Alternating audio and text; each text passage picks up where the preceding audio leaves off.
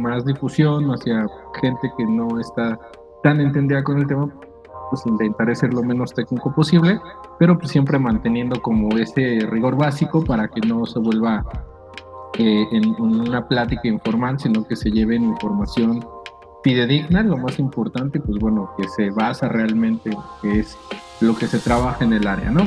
Por lo tanto, pues, los objetivos para esta pequeña conferencia, pues es hablar brevemente de qué es el sueño, porque bueno, muchos de los aquí presentes, incluido yo, pues podemos tener múltiples ideas de lo que realmente es el sueño. Algunas cosas las asociamos más hacia lo que es el lenguaje coloquial, otras cosas las asociamos más hacia términos específicos, pero intentaré que todos mantengamos una línea de lo que es el sueño para que comprendamos hacia dónde van las intervenciones en trastornos del sueño y bueno, explicar un poco de los factores que interfieren con el sueño para finalmente hablar de lo que es el papel del psicólogo en el estudio de lo que es el sueño y que bueno, es un campo muy importante. Entonces, intentaré ser lo más concreto y breve posible, pero no por eso pues alejarme, ¿no? Bueno, formalmente tenemos cuando hablamos de sueño dos definiciones, ¿no? Tenemos una definición coloquial y tenemos una definición que se utiliza regularmente en el campo de investigación. La mayoría de la gente, incluidos nosotros, hablamos regularmente con esta definición coloquial que se asocia pues principalmente con el acto de dormir, que es estar en inactividad o es estar sentados o es estar recostados y que a partir de ahí, pues bueno, nosotros vamos a estar en este periodo como aparentemente de inactividad. Y eso, pues bueno, lo podemos ver en cualquier momento. Regularmente los que trabajamos en lugares alejados, pues lo podemos ver en el transporte público, que el acto de dormir, pues no forzosamente tiene que ser en el dormitorio, ¿no? Muchos estudiantes, trabajadores, obreros, utilizan este tiempo de traslado como una forma de reparación, ¿no? Pero también tenemos otra definición coloquial que es cuando se empieza a tener estas confusiones con lo que es realmente el sueño, ¿no? En esta segunda definición hablamos de lo que es que tengo ganas de dormir o que me da sueño, tengo esa sensación de somnolencia, que me quiero recostar. Entonces ya vemos que son dos puntos distintos para una misma palabra, ¿no? Una cosa es una actividad y otra es la sensación de querer hacer, ¿no? Eh, Otra definición más es el acto de representarse la fantasía de alguien mientras duerme, o son sucesos o imágenes, o bien los sucesos o imágenes que se representan en la fantasía de la persona mientras duerme. Entonces ya vemos que sueño lo podemos utilizar coloquialmente para el acto de dormir, para la sensación de somnolencia, para las representaciones que tenemos, que nosotros llamamos sueños, ¿no? Como que estas cosas raras de por qué sueño que se me caen los dientes y está por ahí todo esto presente. Y bueno, también tenemos una que es algo que carece de realidad o de fundamento, no es un sueño, o sea, es algo que no es verdad cuando le decimos a nuestros hijos, a nuestros hermanos, nos decían nuestros padres, ese sueño es muy absurdo, no estés soñando, ¿no? Como que asociados a todo. Pero como podemos ver cuando hablamos de sueño, no podemos utilizar estas definiciones coloquiales en el área de investigación, pues porque, bueno, no estaríamos realmente abarcando un concepto científico, por decirlo de cierta manera, ¿no? ¿no? No porque las definiciones coloquiales sean malas, sino porque pues tenemos que estar en un campo en el cual todos tengamos que entender lo mismo y trabajar sobre ese punto, ¿no? Es así que, bueno, en la definición de la investigación que tomo del excelente manual de Sleep Medicine del doctor mm, David Chakraborty, perdón, es hindú, él nos dice que el sueño lo tenemos que entender como un estado en el que hay una alteración de la conciencia con el mundo externo, con diferentes controles, ritmos, emociones y ensueños. Entonces ya vemos que principalmente no vamos a tener una capacidad de discriminar los estímulos del medio ambiente al principio y por lo tanto van a presentarse estas situaciones que son los ensueños, que es lo que coloquialmente vemos son estas imágenes, ¿no? Y que es muy importante mencionar que es un fenómeno fisiológico natural, periódico y transitorio, por lo tanto es irreversible y eso lo diferencia del coma o de la muerte. Entonces, como podemos ver, el sueño como tal es una característica fisiológica que va a estar presente en todos los seres vivos. De hecho, hay investigaciones que observan que organismos unicelulares presentan estos periodos de lo que nosotros podemos definir conductualmente como sueño, y de ahí se va toda la escala filogenética: aves, insectos, mamíferos marinos, reptiles, y todo eso va a ir generando, pues bueno, este campo de conocimiento, ¿no? Por si les interesa más asociado a los animales, pues el doctor Fructuoso Ayala es un investigador pionero dentro de estas áreas, y él ha descrito el sueño en reptiles, en aves, y que nos pueden ver que este estado fisiológico que presentamos nosotros como mamíferos tiene ciertas similitudes y ciertas características que va a ir dando, ¿no? Entonces, ya que tenemos claro que es un estado fisiológico y que es fácilmente reversible y que va a tener como principal característica la desconexión de los estímulos externos y que va a mantener un periodo de inactividad, pues bueno, ahora sí podemos entender qué es eso que soñamos, qué es eso que decimos que es el sueño, ¿no? Entonces, esa parte fisiológica. Pero van a haber otros elementos, ¿no? Por lo tanto, las características importantes del sueño es que es un ritmo circadiano. ¿Esto qué quiere decir? Que es un ritmo biológico propio que se va dando cada 24 horas. Así como el comer, nosotros, y si ustedes le pueden preguntar a un nutriólogo, si no me quieren creer a mí, cómo se da un periodo específico en el que el cuerpo va a demandar el alimento, pues así nuestro sueño va a ser un ritmo circadiano que va a estar aunado a las 24 horas del día, y que formalmente pues va a ir dándose a través del tiempo. Por eso es que va pasando, viene la vigilia, luego el sueño, la vigilia, el sueño, la vigilia, el sueño. Pero es importante mencionar que esto también lo encontramos en otros seres vivos. La pequeña gran diferencia entre los mamíferos es que puede estar o no asociado al ciclo natural de luz. Eso es importante. Hay animales que con la luz del día tienen sus actividades y con la noche duermen, pero hay animales que tienen el ciclo invertido: durante el día duermen y durante la noche tienen todas sus actividades. Los seres humanos, como mamíferos, regularmente deberíamos de obedecer al ciclo luz y oscuridad, o sea, tener actividad durante la luz y en la oscuridad, pues dormir. Pero ¿qué pasa? Bueno, somos mamíferos sociales, nos gusta pues tener múltiples actividades, y no siempre eso se va a ir haciendo. Y formalmente va a haber contextos donde tampoco se va a poder hacer eso, ¿no? Ahorita iré entrando un poco más a detalle en eso. También tenemos que tener en cuenta que tiene estructuras neuroanatómicas plenamente identificadas para su función. ¿Esto qué es? Son estructuras a nivel biológico que, si nosotros las alteramos, ya sea por un experimento o a través de algún tipo de problema, por ejemplo, un evento vascular cerebral o como la epilepsia, que es un trastorno neurológico, estas alteraciones en estas partes neuroanatómicas pues van a modificar todo el ciclo de sueño vigilia, ¿no? Por ejemplo, hace rato estaba leyendo un artículo en el que nos habla que las alteraciones anatómicas que se observan en los chicos que están dentro del trastorno del espectro autista podrían ser parte de la explicación de por qué el sueño en esta población es tan desorganizado, ¿no? Entonces, cuando hablamos de estado fisiológico, a diferencia de lo que pasa en otras áreas de psicología, en el sueño sí las tenemos muy bien definidas: qué elementos son, cómo es que afectan o promueven el sueño, y a partir de eso pues lo vamos a ir trabajando, ¿no? Otro punto importante, otra característica importante, es que existen sustancias químicas internas, los neurotransmisores, que igual que las estructuras neuroanatómicas están plenamente identificados y que se conoce que pueden tener propiedades para inducir el sueño, para que nos empiece a dar somnolencia, o que promueven la vigilia, ¿no?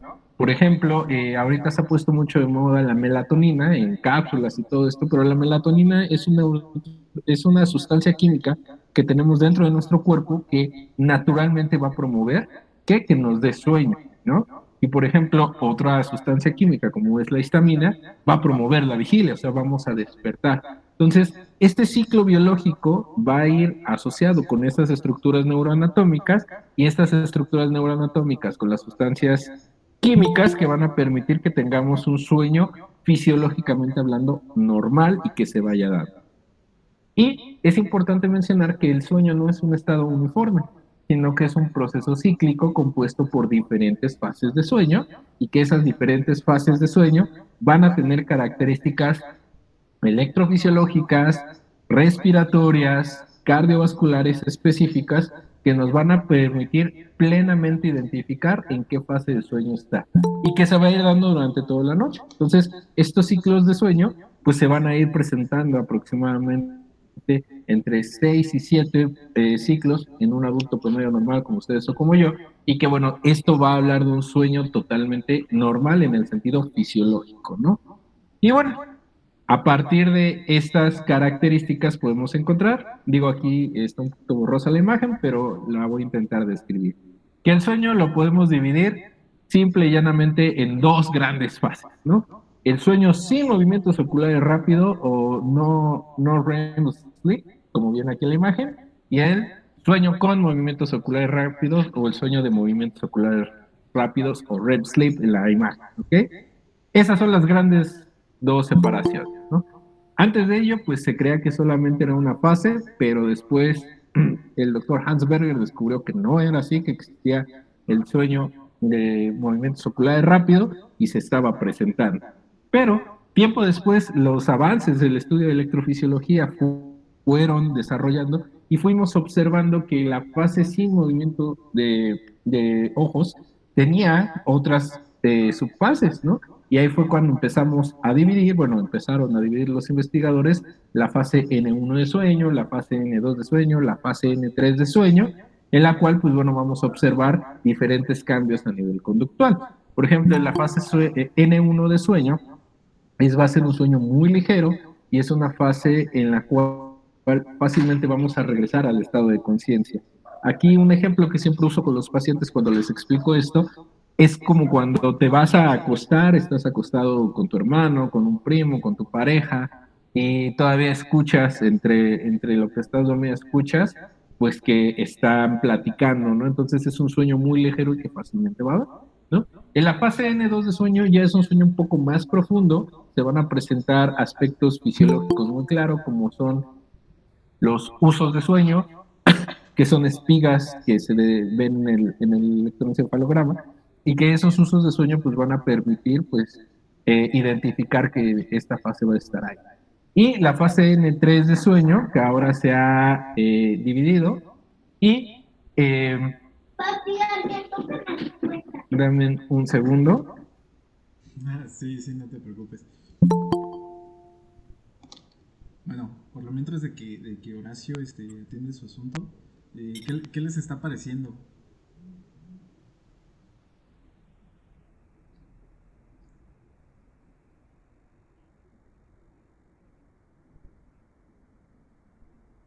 Ya, disculpen. Y bueno, durante la fase N3 de sueño vamos a encontrar elementos muy, muy claros, como va a ser que, pues bueno, se generan alguna liberación de sustancias importantes, por ejemplo, la hormona del crecimiento. Se ha observado que esta fase N3 de sueño ayuda a la limpieza de sustancias químicas dentro del cerebro, en las cuales ya no se necesitan, se da durante esta fase. Y lo más importante es que se ha observado que en esta fase se da la consolidación de lo que se conoce habitualmente como memoria, o sea, se dan todos los recuerdos en esta fase, todas las neuronas consolidan esas nuevas vías de conexión que hicieron, y bueno, es muy importante durante esta fase, ¿no? Y durante el sueño de movimientos oculares rápidos, una de las características más importantes o que les gusta mucho, les llama la atención, es que es cuando se producen estas ensoñaciones, o lo que coloquialmente llamamos los sueños, es en la fase de movimientos oculares rápidos, ¿no? Cuando vamos observando estos cambios, y es importante decirlo. ¿Por qué? Porque se ha observado que en esta fase, además de que aparecen los ensueños, es muy importante porque es cuando ayuda al procesamiento emocional, se ven reacciones emocionales asociadas.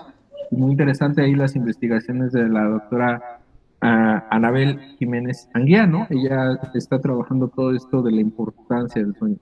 Y usted me va a decir, pero Horacio, ¿cómo es que saben todo esto? Pues porque se ha estudiado a nivel básico con ratas, con gatos, con perros, con múltiples animales, y se han observado estas fases, en menor medida unas que otras, pero se han presentado.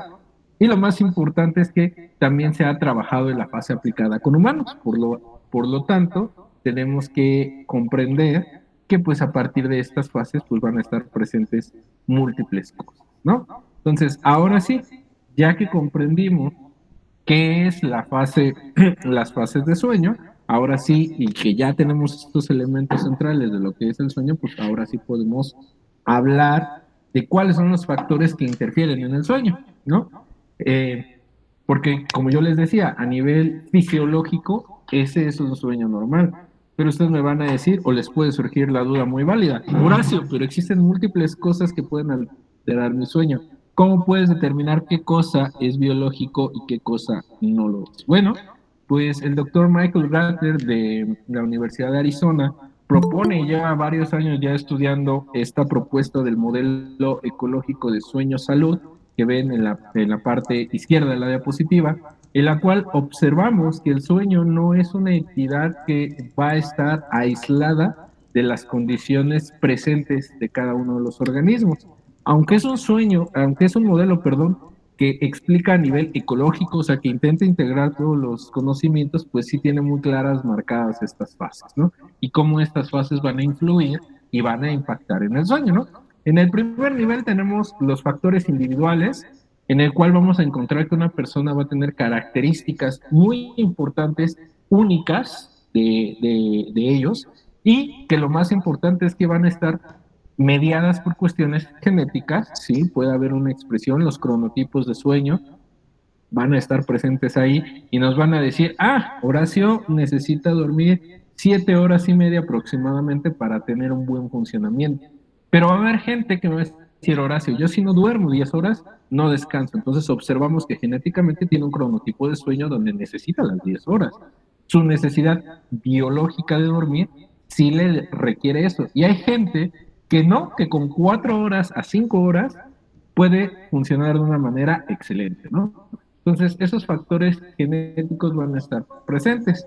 Aunado a ello, pues vamos a tener factores conductuales, actitudes, ideas hacia acerca de ello, el estado de salud individual de la persona y, pues bueno, cómo es que va abordando y va manteniendo su sueño. Yo puedo ser una persona que necesita 7 horas y media de dormir, pero me inculcaron en mi casa y una de mis creencias que me inculcó la sociedad es de que el sueño no sirve para nada, el sueño es una pérdida de tiempo, yo tengo que ser un emprendedor 24/7, ¿no? Entonces esta creencia va a estar presente cuando yo vea y le reste valor a la hora de dormir, ¿no? Entonces estos factores individuales nosotros los tenemos que explorar en la historia clínica para comprender a la persona con la que estamos trabajando y entender qué cosa de eso individual está afectando su sueño. Pero cuando no observemos que existe una situación individual que pueda estar afectando el sueño, o sea, esta persona médicamente hablando es sana, tenemos que analizar los demás, ¿no? El segundo, en inglés es social level factor. Más o menos yo lo que intento traducir para que se entienda más es como factores a nivel comunitario principalmente, porque bueno, la traducción al inglés falla un poco, ¿no? Pero sí estos factores comunitarios van a ir enfocados en comprender cómo es que el tipo de casa, la familia, el trabajo, la escuela, las actividades, el vecindario, todas las situaciones ambientales inmediatas van a estar asociadas con, perdón, con el sueño, ¿no? Por ejemplo, aquí cerca donde tienen su casa están construyendo un puente y pues bueno, como tienen esta agenda política de que quieren entregarlo lo antes posible, pues trabajan todo el día los maestros albañiles y durante la noche viene la maquinaria. Entonces, aquí tenemos un factor de ruido muy fuerte que lo escuchamos hasta entre 2 a 5 de la mañana, donde están las máquinas cortando, subiendo, haciendo. Entonces, ese es un factor comunitario, ¿no?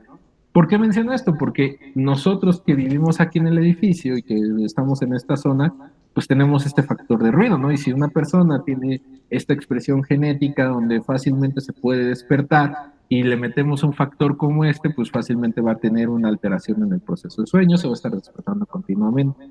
Pero a la gente de la colonia de al lado que no le afecta absolutamente nada, no tiene este factor comunitario y por lo tanto no va a haber afectado su sueño en esa manera, ¿no?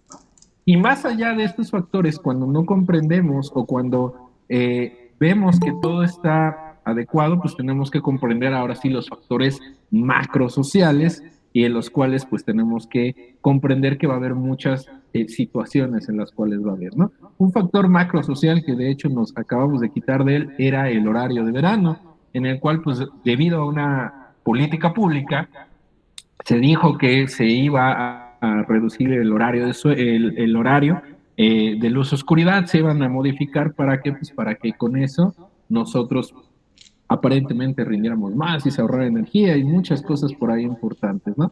Entonces, ¿qué pasaba? Pues que la gente veía desincronizado su reloj biológico, o bueno, su ciclo de sueño a nivel biológico, por este factor social y estaba ahí, ¿no? Entonces, Ujú. este tipo de factores pues van a estar muy marcados y van a comprenderlo. Pasando a otro ejemplo muy importante, ¿por qué es importante comprender esto? Porque cuando tenemos un factor social de esta índole, pues podemos hablar de que sí puede haber un trastorno del sueño, pero podemos haber otros de donde el factor social explica muy bien la privación y la falta de sueño.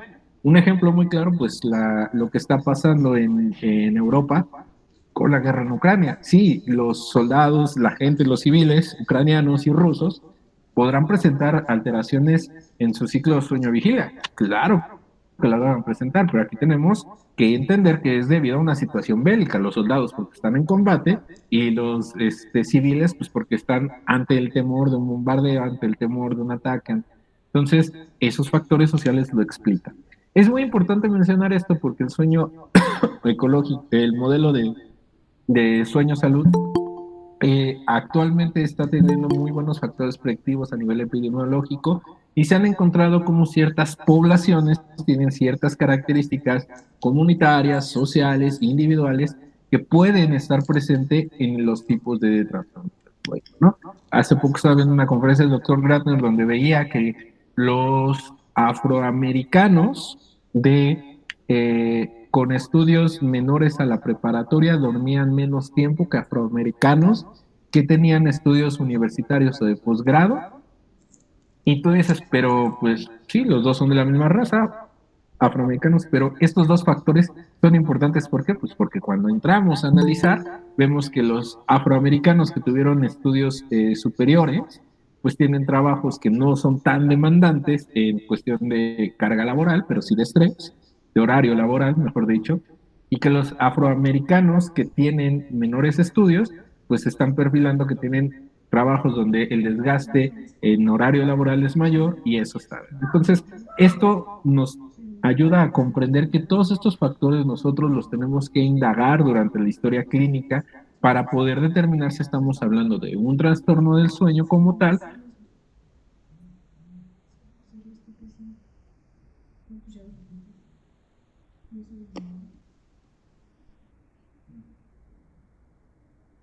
Otros factores. No mucho me escuchaba ahí a unos psicocharlatanes, me gusta llamarles, que decían, es que el insomnio es la punta del iceberg, ¿no? Y cuando escuchas su argumento es que la mujer tiene insomnio porque está alerta de que el marido le quiera pegar, la quiera golpear, de que llegue borracho y la vaya a atacar. Y pues cualquier persona que sabe un mínimo de sueño, pues te va a decir, pues es que el problema no es un trastorno de sueño, sino el tipo que la está violentando. No podemos hablar de que presenta un trastorno del sueño. Sí, tiene insomnio, ¿por qué? Porque no está durmiendo bien, porque tiene un factor estresante, ¿no? Un factor individual, ¿no? Pero bueno, así los psicópatas, ¿no? Cuando ahora sí descartamos todo esto, ahora sí podemos entender y comprender qué es un trastorno del sueño, ¿no? Y bueno, actualmente la Academia Americana de Medicina del Sueño, en su tercera versión de la Clasificación Internacional de Trastornos del Sueño, divide los trastornos del sueño, que son más de 100, pero que intenta agrupar en entidades nosológicas bien determinadas. Recuerden, tenemos la parte fisiológica para hablar de ello y marcadores genéticos. Y, y pues tenemos lo que es el insomnio, tenemos lo que son los trastornos respiratorios relacionados con el sueño, los trastornos centrales o hipersomnolencia, los trastornos del sueño del ritmo circadiano, las parasomnias, los trastornos de movimiento relacionados con el sueño y otros tipos de trastornos de sueño que no logran identificarlos. ¿Ok? Den un segundo.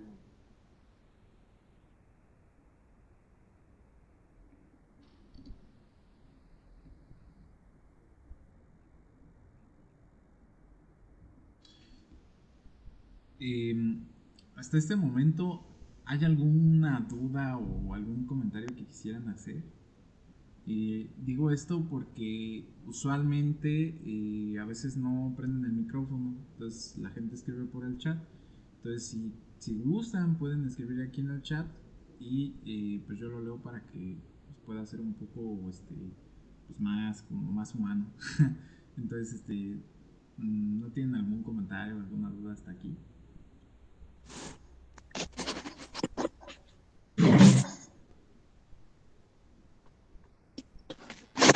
No quiero que me veía. No. Bueno. Eh, Adelante, Horacio. Sí, muchas gracias. Ok, bueno, entonces estos trastornos del sueño pues vamos a irlos identificando. ¿Cuál es lo importante de esto? Que bueno, estos trastornos del sueño, a diferencia de los trastornos, o bueno, de los mal llamados trastornos mentales, pues van a tener la gran diferencia que aquí sí tenemos entidades nosológicas claras, tenemos indicadores biológicos de los trastornos del sueño, indicadores genéticos y tenemos causas específicas. ¿Sí? Yo sé, el modelo conductual es excelente, pero al menos en medicina de sueño sí nos mantenemos con el modelo biomédico porque es claro, ¿no? Cuando hablamos de trastornos respiratorios relacionados con el sueño, no hablamos de un contexto donde la gente, un contexto que promueve que la gente ronque. No, estamos hablando de que hay un problema en la vía aérea superior y que si modificamos ese problema desaparece el ronquido y por lo tanto la apnea del sueño. ¿No? Por poner un ejemplo, las parasomnias, podemos identificar claramente en qué fase del sueño se presenta una parasomnia o otra. Trastornos del movimiento relacionados con el sueño, pues observamos cómo aparece el síndrome de piernas inquietas y otro tipo de trastornos que no deberían de estar y que claramente podemos identificar a nivel neurológico. Eso no quiere decir que nosotros como psicólogos no comprendamos los elementos conductuales, factores de aprendizaje que están relacionados con dichos trastornos. Y es ahí donde nosotros entramos. Pero para ello tenemos que comprender los trastornos del sueño para poderlo trabajar de esta manera. ¿Ok? Y bueno, ¿en qué áreas donde trabajan los psicólogos dentro de este campo? Pues bueno, como la medicina de sueño es un área muy importante que involucra investigaciones desde biólogos hasta epidemiólogos, que pueden ser de cualquier área. Los psicólogos lo que hicieron pues fue desarrollar un campo subalterno asociado a la medicina del sueño que llamaron medicina conductual del sueño, que dentro de ella pues va a estar enfocada en cuatro grandes áreas, ¿no? La investigación, la práctica, la educación y la regulación y otras situaciones. Y lo padre es que el psicólogo se puede quedar en una o puede irse moviendo a otras, ¿no? En las investigaciones podemos trabajar desde ensayos clínicos hasta factores epidemiológicos o podemos centrarnos directamente en la búsqueda del tratamiento para poderlo trabajar. Es muy importante porque en la investigación pues es donde se va nutriendo constantemente esa área. Por otro lado, pues podemos trabajar propiamente en la práctica, o sea, no dedicarnos nada a la investigación, sino solamente estar en una clínica de trastornos del sueño, evaluar, calificar polisomnografías, crear contenido psicoeducativo que nos ayude, etcétera, etcétera, etcétera. ¿No? En la parte educativa, pues bueno, todos los programas de entrenamiento que podemos ir, donde podemos ir rotando, y donde al menos aquí en México no ha tenido tanto impacto, las otras tres áreas sí se hacen muy bien, pero donde todavía no tenemos tanto impacto es en la regulación de las políticas públicas, porque aunque se ha visto, se ha mostrado evidencia, pues no vamos a poder. Entonces, el psicólogo, dependiendo también de sus características individuales, de sus deseos, por decirlo así, pues se va a inclinar a una de otra, ¿no? Por ponerles un ejemplo, yo estoy más en el área de investigación, me muevo muy levemente a la práctica, pero pues también me interesa por ahí de repente leer sobre regulaciones, partes así, y donde no me dedico tanto es a la parte de educación, ¿no? Dejo que vayan a otros lados, donde tomen otros cursos y se vayan dando. Entonces, el campo de la medicina conductual de sueño es donde nosotros entramos y es donde se tienen mayor número de aportes. ¿Por qué? Porque tomamos de las áreas de la psicología, principalmente la psicología o la tradición conductista, donde nos ayudan a explicar muchos elementos de esos trastornos, de cómo se inician y cómo se mantienen los trastornos para poder avanzar, ¿sale? Entonces, porque nosotros, aunque comprendemos toda la parte médica, sí trabajamos más desde un enfoque meramente psicológico, ¿no? Toda esta parte, teniendo pues que la conducta es lo que nosotros podemos modificar, ¿no? Propiamente. Y es a partir de ahí donde surge el mal llamado, y ahí sí digo mal llamado porque pues no están de acuerdo muchos investigadores en la etiqueta, que se le denomina como terapia cognitivo-conductual para insomnio, que fue el primer trastorno del sueño que se tuvo presente, pero que bueno, se ha quedado como el mote en general. ¿Por qué no se recomienda llamarlo así? Pues porque finalmente, inclusive el doctor Gardner lo mencionaba, en que nosotros, uno, no somos cognitivos en el sentido de que no vemos distinto las cogniciones sobre o como entidades distintas a la conducta motora manifiesta, ¿no? Sino es conducta, ¿no? Está presente. Entonces, pues es así como que, pero bueno, se quedó ahí por esta parte de que se vuelve un tratamiento multicomponente y que se va, ¿no? Las técnicas que se englobaron en este mote, pues son el control de estímulos, que viene totalmente de la modificación de conducta, la restricción del tiempo cámara, que eh, es una técnica basada en una hipótesis teórica, entonces podríamos traducirlo más como una técnica de conductismo metodológico para sincronizar nuevamente los ritmos circadianos, ¿no? Tenemos la relajación muscular progresiva de Jacobson, el entrenamiento autógeno de Slutz. Actualmente el área de mindfulness está intentando por ahí entrar e intenta comprender o tener su base sólida en los modelos metacognitivos para tener ahí una cabida, ¿no? La reestructuración cognitiva clásica de Beck, por ahí la doctora Harvey dijo, no, pues sí, las cogniciones como tal, pues sí pueden creer, las creencias basadas en esto pueden interferir en el sueño, la intención paradójica que se utilizaba a principios y en menor medida lo que se conoce como higiene de sueño o educación en sueño, ¿no?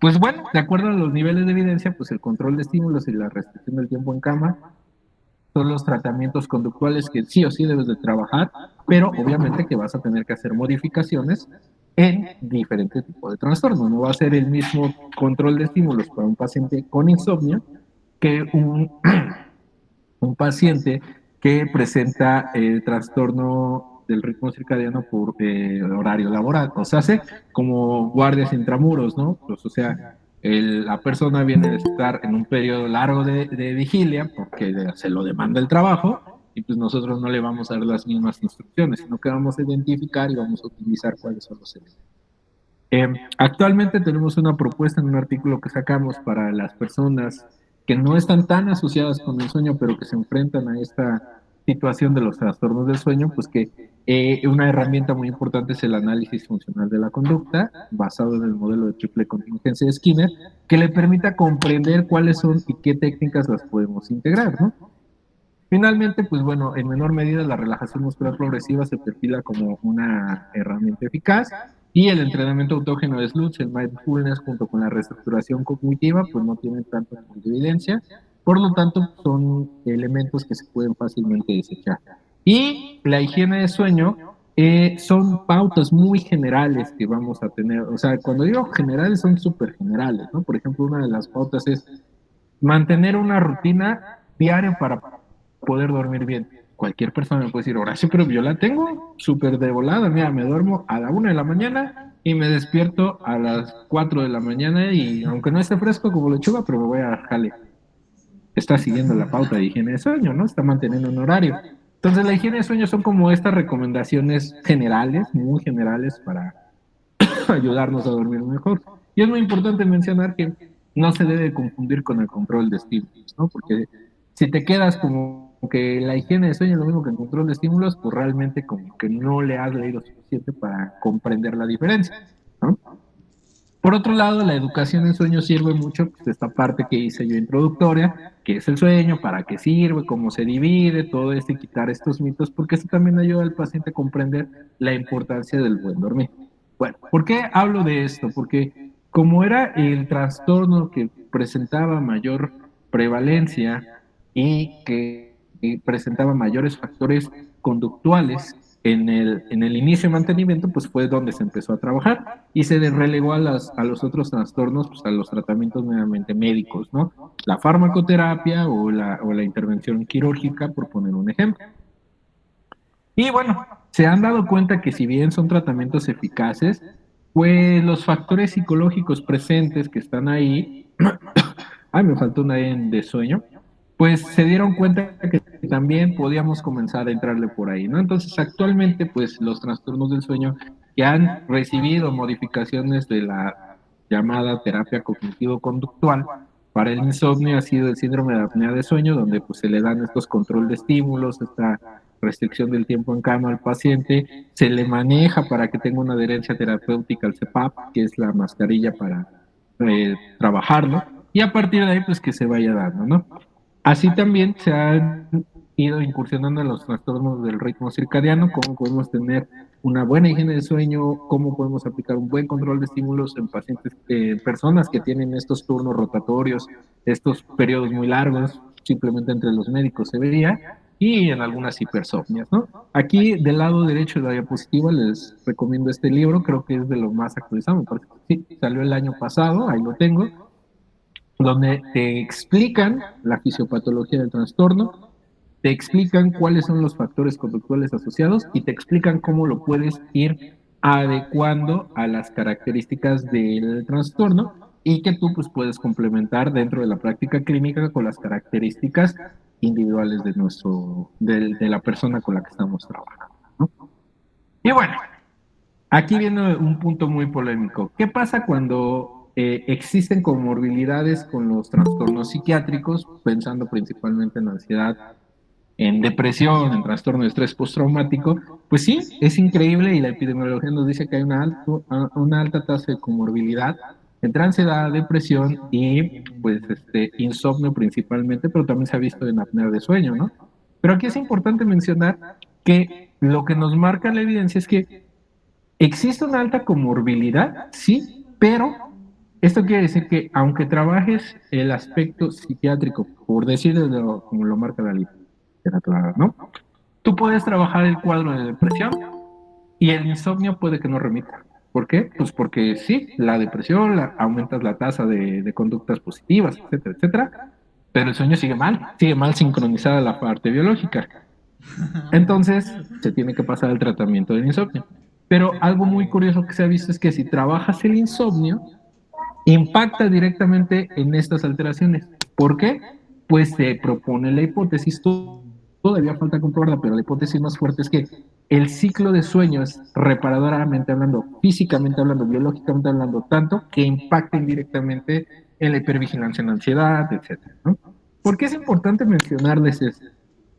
Porque por desgracia el acceso a demasiada información pues ha llevado a que surjan charlatanes que pues te dicen que el insomnio es ahí, por ejemplo, una entidad maligna que solamente es la punta del iceberg de un trastorno de ansiedad social. Y pues no, realmente no es así. El insomnio, los que realmente hacen práctica basada en evidencia, se han dado cuenta que el insomnio y la ansiedad comparten mecanismos fisiopatológicos de respuesta de activación, pero que no comparten los mecanismos de respuesta al ritmo circadiano, ¿no? En este libro de Springer Nature del 2016, si mal no recuerdo, hay un capítulo muy bonito donde te explican la fisiopatología, similitudes y diferencias entre el insomnio y la ansiedad a nivel fisiológico, ¿no? Ya no nos vayamos a neurotransmisores o nada, solamente a nivel fisiológico.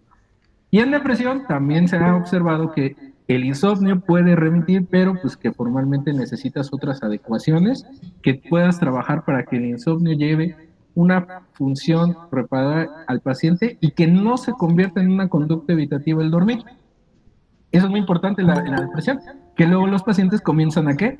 Pues a quererse dormir más para seguir evitando las situaciones placenteras. Entonces, los investigadores del área de sueño pues han llevado estas investigaciones y nos dicen, tenemos que entender, y todo esto lo debemos de comprender si entendemos desde una buena historia clínica qué es lo que está pasando. Y esto no solo es para psicólogos, también han pasado con médicos en los cuales pues no hacen una buena historia clínica y mandan el tratamiento farmacológico pues sin realmente tener todos estos conocimientos de qué es lo que le está pasando al paciente.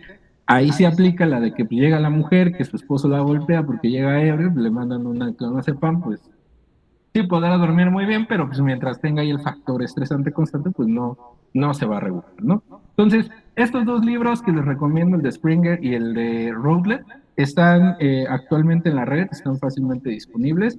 La único inconveniente es que si no leen inglés, pues les va a costar un poquito de trabajo ahí con el traductor. Y también lo más importante es que hay más literatura. Cuando yo le empecé esto, ya hay más literatura en español que ustedes pueden consultar y que se basa en investigaciones y no en práctica clínica o en un millón de casos, ¿no? Sino en evidencia seria.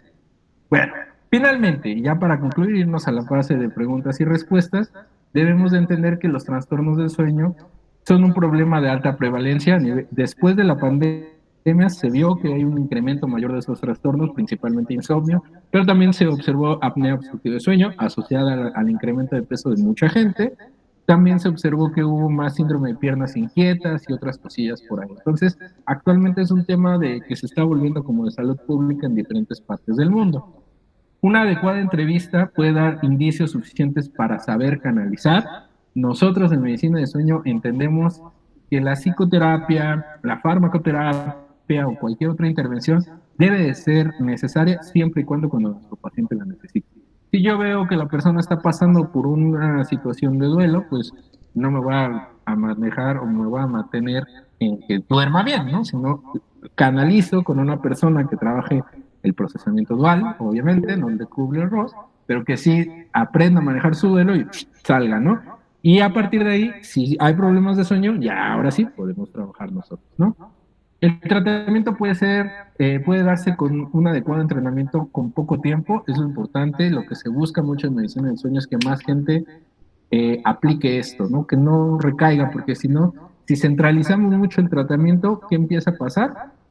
Que al centralizarlo tanto hay menos especialistas. Entonces, se está entrenando a trabajadores sociales, a enfermeras, a nutriólogos que ayuden a implementar estas técnicas con un buen entrenamiento para que lo puedan hacer. ¿Cómo qué? Como tecnología, ¿no? Para investigación tenemos el laboratorio, los estudios de sueño, pero para la parte técnica, pues cualquier persona bien entrenada lo puede hacer.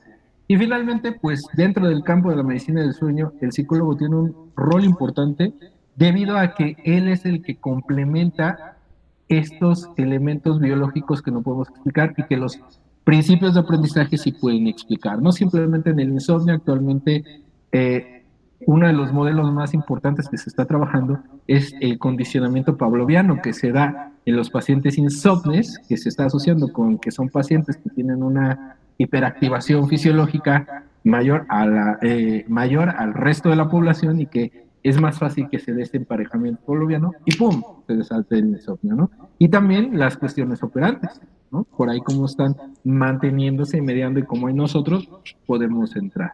Y es muy importante mencionar que, bueno, al menos dos de las figuras más importantes en medicina de sueño, bueno, en medicina conductual de sueño, son psicólogos.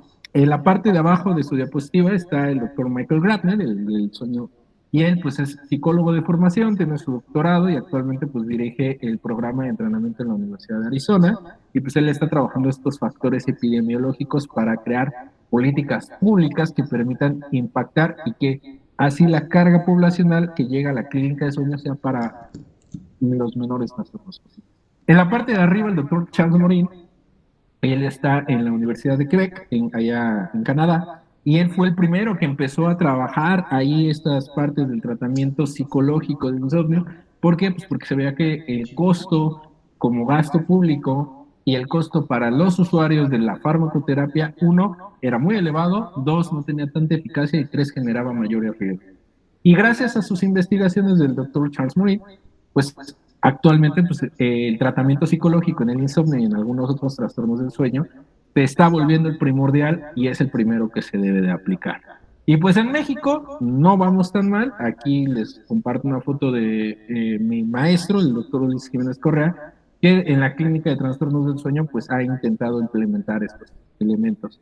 Y por último, pero no por eso menos importante, y esto es algo que se debe de resaltar mucho, es que la siguiente generación, bueno, después del doctor Ulises, la siguiente generación de ellos, pues está comandado por mujeres, ¿no? La doctora Guadalupe Teral, la doctora Yoale Arana, están haciendo mucho trabajo tanto en la divulgación como en el tratamiento de estos trastornos del sueño. Y pues bueno, las mujeres van encabezando la fila por ahí de que son tratamientos eficaces, son tratamientos que se pueden implementar, son tratamientos que reducen el costo a largo plazo para las personas que lo llevan y que se van haciendo. Entonces, vamos bien aquí en México, nos falta un poco, pero bueno, las mujeres siempre encabezando, ¿no? Y no solamente en el tratamiento, mujeres trabajando sueño en epilepsia, mujeres trabajando sueño en chicos con trastorno del espectro autista y muchas otras cosas interesantes por ahí. Y con eso, pues, si les interesa profundizar acerca más de sueño, como para su formación, para que sean más conocedores, igual no le entran tanto a la medicina del sueño, pero sí conocer bien, pues les dejo el manual de trastornos del sueño, que tuve el gusto de colaborar con un capítulo, pero que abarca pues en extenso todo esto que intenté resumir en 45 minutos, que es las fases de sueño, características, fisiopatología de los trastornos del sueño, y van a ir encontrando uno a uno los trastornos del sueño, pues cómo es que los podemos ir conociendo y ya después pues, ustedes se pueden lanzar al tratamiento. Y sin más, pues me gustaría dar nuevamente las gracias. Les dejo mis números bueno, mis correos de contacto por si necesitan algo, los libros, las diapositivas, con gusto se los comparto para que lo puedan leer. Esto es para ustedes.